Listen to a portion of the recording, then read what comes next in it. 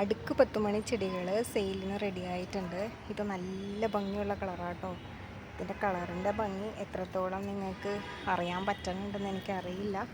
പക്ഷേ നല്ല ഭംഗിയാണ് ഇത് കാണാൻ വേണ്ടിയിട്ട്. എനിക്ക് വെയിലത്ത് നിന്ന് ഇത് ഷൂട്ട് ചെയ്യണതുകൊണ്ട് എനിക്കും ക്യാമറയിൽ നോക്കുമ്പോൾ അറിയാൻ പറ്റുന്നില്ല. പക്ഷെ നല്ല ഭംഗിയാട്ടോ കാണാനായിട്ട്. ഇത് അടുക്ക് 10 മണിയുടെ ലീഫാണ്, പക്ഷെ സിംഗിൾ പെറ്റലാണ്. ഇവിടെ അതിൻ്റെ പൂവിന് അത്യാവശ്യം വലിപ്പമുണ്ട്. പിന്നെ ഇതൊക്കെ ഡബിൾ ഷെയ്ഡായിട്ടുള്ള കളേഴ്സ്. ഇതൊരു ഓറഞ്ച് കളറോട് കൂടിയിട്ടുള്ള കളറാട്ടോ. നല്ല ഭംഗിയാണ് കാണാനായിട്ട്. ഇതൊക്കെ കണ്ടോ, നല്ല.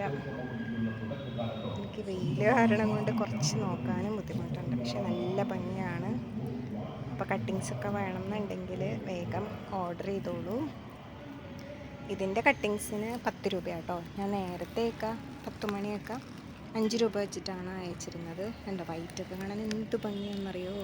വൈറ്റ് ആണെങ്കിലും പ്യുവർ വൈറ്റ് എന്ന് പറയാൻ പറ്റില്ല, ലൈറ്റായിട്ടൊരു ഓഫ് വൈറ്റ് പോലത്തെ ഒരു കളറാണിത്. ഇത് പ്യുവർ വൈറ്റാണ്. ഈ വൈറ്റും തമ്മിൽ ചെറിയൊരു കളർ വേരിയേഷൻ ഉണ്ട്. ഇത് പ്യുവർ വൈറ്റ്, ഇത് ലൈറ്റ് ഓഫ് വൈറ്റ് പോലത്തെ ഒരു കളറ്.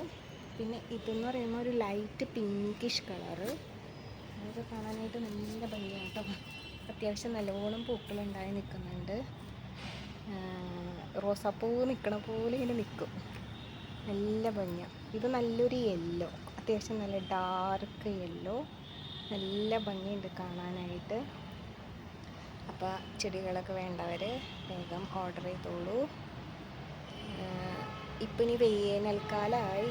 വേനലെന്ന് പറഞ്ഞാൽ മഴയും വെയിലൊക്കെ വരുന്നുണ്ട്, എന്നാലും വെയിലുള്ളതുകൊണ്ട് പൂക്കളൊക്കെ കാണാൻ നല്ല ഭംഗിയാണ്. നല്ലതായിട്ട് പൂവൊക്കെ ഇട്ട് വരുന്നുണ്ട്. ഇപ്പോൾ ചെടികൾ വേണമെന്നുണ്ടെങ്കിൽ ഓർഡർ ചെയ്തോ. ഞാനിപ്പോൾ ഇതെല്ലാം ടെറസിലാണ് വെച്ചേക്കണം. താഴെ വെച്ചാൽ എലിയുടെ ശല്യം, എലി മുഴുവനും മാന്തിക്കളയും. അപ്പോൾ അതുകൊണ്ട് ഫുള്ള് ഞാനിപ്പോൾ ടെറസിലാണ് വെച്ചിരിക്കുന്നത്. അതെനിക്ക് ഏറ്റവും ഇഷ്ടപ്പെട്ട കളറ് ഇതാട്ടോ, ഈ ഓറഞ്ചും അതുപോലെ ഞാൻ ആദ്യം കാണിച്ച ഈ റെഡും.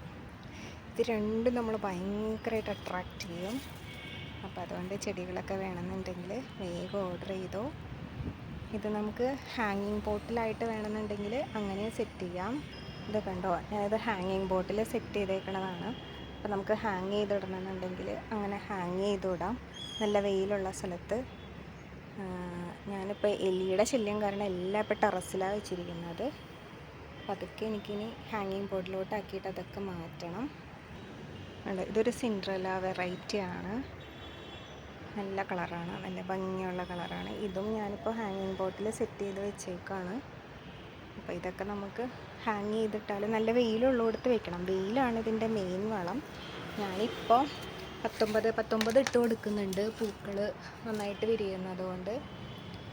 പിന്നെ ഗ്രീൻ കെയറിൻ്റെ ഒരു പൂക്കൾ ഉണ്ടാവാനുള്ള ഒരിതുണ്ട്, അതും ഇട്ട് കൊടുക്കുന്നുണ്ട്.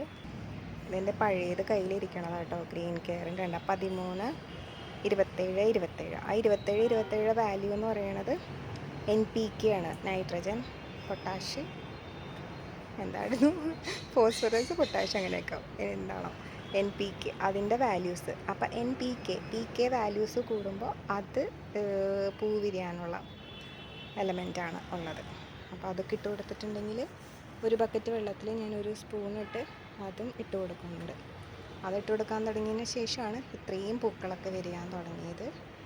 അപ്പോൾ ചെടികൾ വേണ്ടവർ പെട്ടെന്ന് വാങ്ങിച്ചോ.